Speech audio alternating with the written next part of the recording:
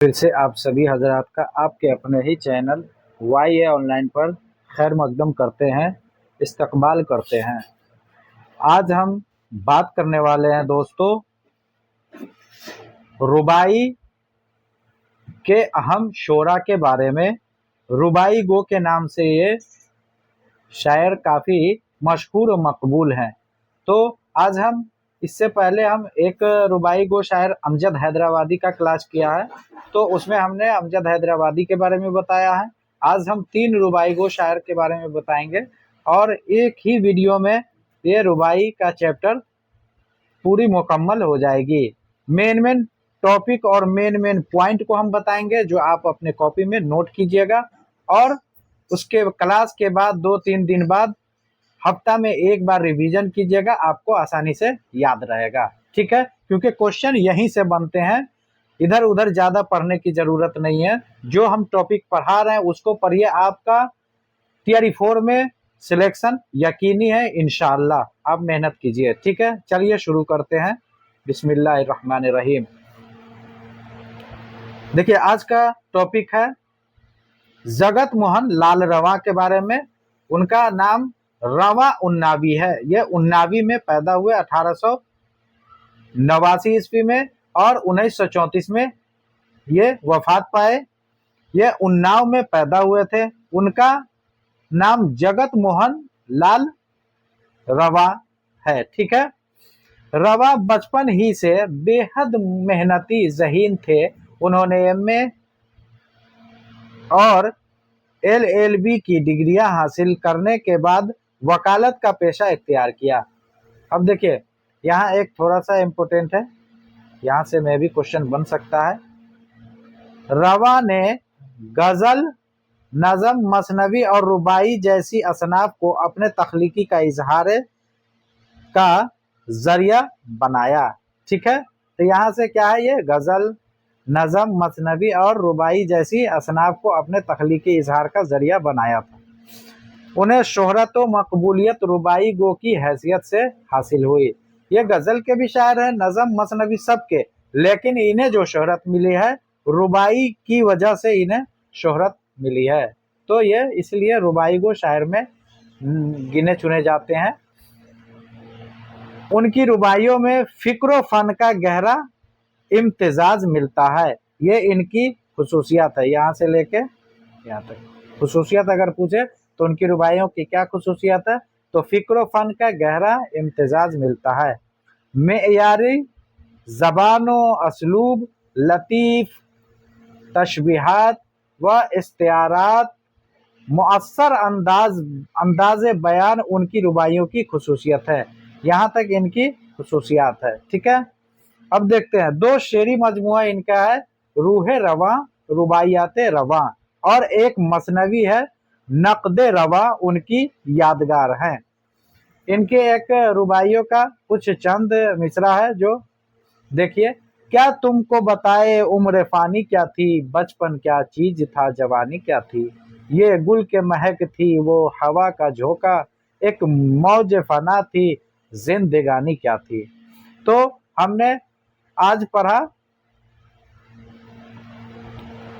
जगत मोहन लाल रवा के बारे में। ये 1889 में पैदा, 1934 में इनकी वफात हुई। ये उन्नाव में पैदा हुए, और ये गज़ल, नज़म और रुबाई और मसनवी के भी शायर थे, लेकिन इन्हें रुबाई की वजह से शोहरत व मकबूलियत हासिल हुई। उनके कुछ शेरी मजमुए हैं, रूह रवा, रुबाइयात रवा, और मसनवी, एक मसनवी है, नक़द रवा। इस तरह से हम याद रखेंगे, और 1-2 बार क्लास को देखिएगा, आपको आसानी से याद हो जाएगी।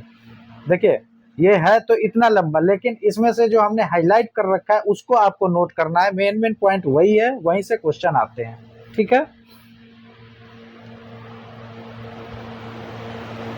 अब देखते हैं अगला टॉपिक। ये भी रुबाई गो के लिए मशहूर है। फिराक गोरखपुरी का भी नाम रुबाई गो शायर में आता है, तो इसके बारे में जानते हैं, इनका क्या क्या इम्पोर्टेंट है। तो फिराक गोरखपुरी का पैदाइश हुआ था 1896 में, 1896 में पैदा हुए, और 1982 में इनकी वफात हुई। उर्दू रुबाई गो शोरा में भी फिराक गोरखपुरी का नुमाया मकाम हासिल है। उनकी रुबाइयों का मजमुआ रूप, याद रखिएगा, रूप किसका रुबाइयों का मजमुआ है? तो फिराक गोरखपुरी का।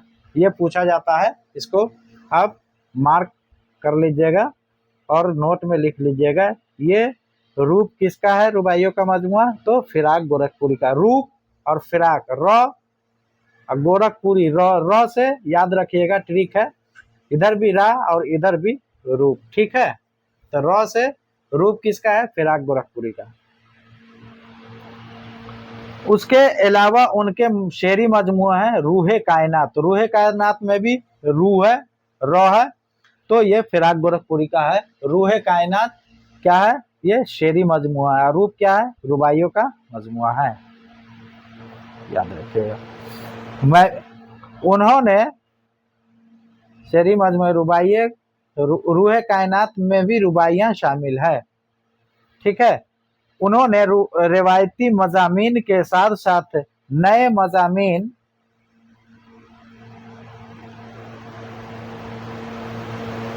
से भी उर्दू रुबाई का दामन वसी किया।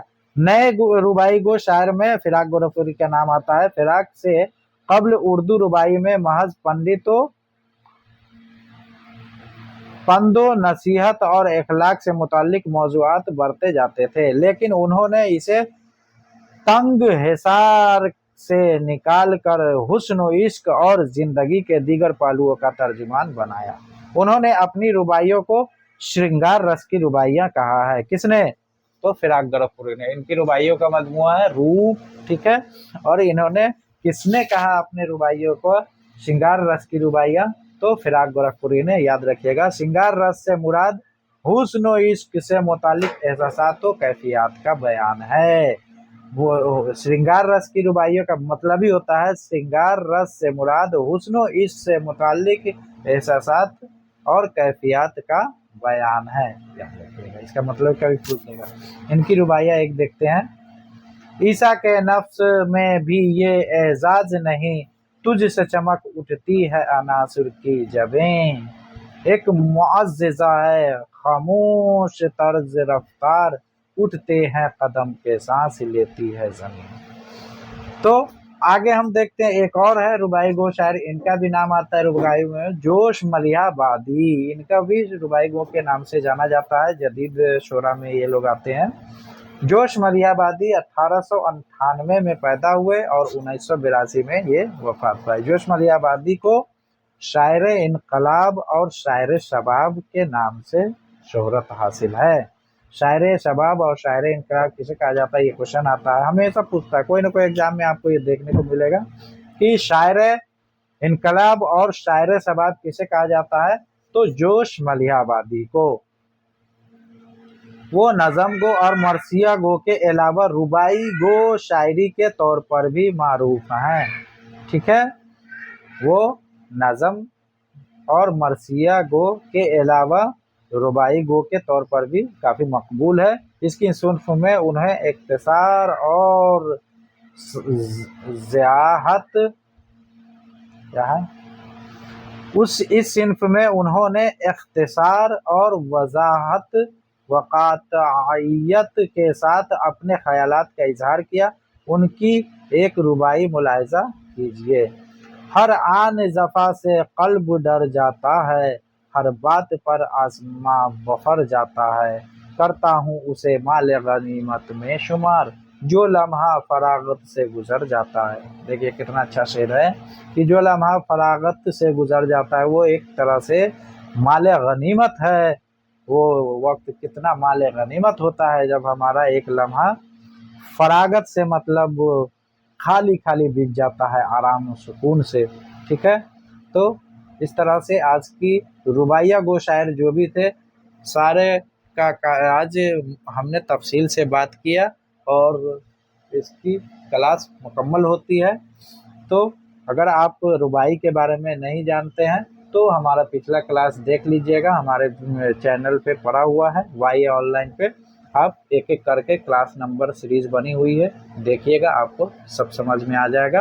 यूपीएससी अगर टीआरई 4 की तैयारी कर रहे हैं तो हमारे क्लास से जुड़ जाइए, चैनल से, और दोस्तों में भी शेयर कीजिए ताकि हमारी दिलअफ़ज़ोई हो और हम इसी तरह से आपके लिए मेहनत करते रहें। तब तक के लिए खुदा हाफिज़, मिलते हैं अगली क्लास में।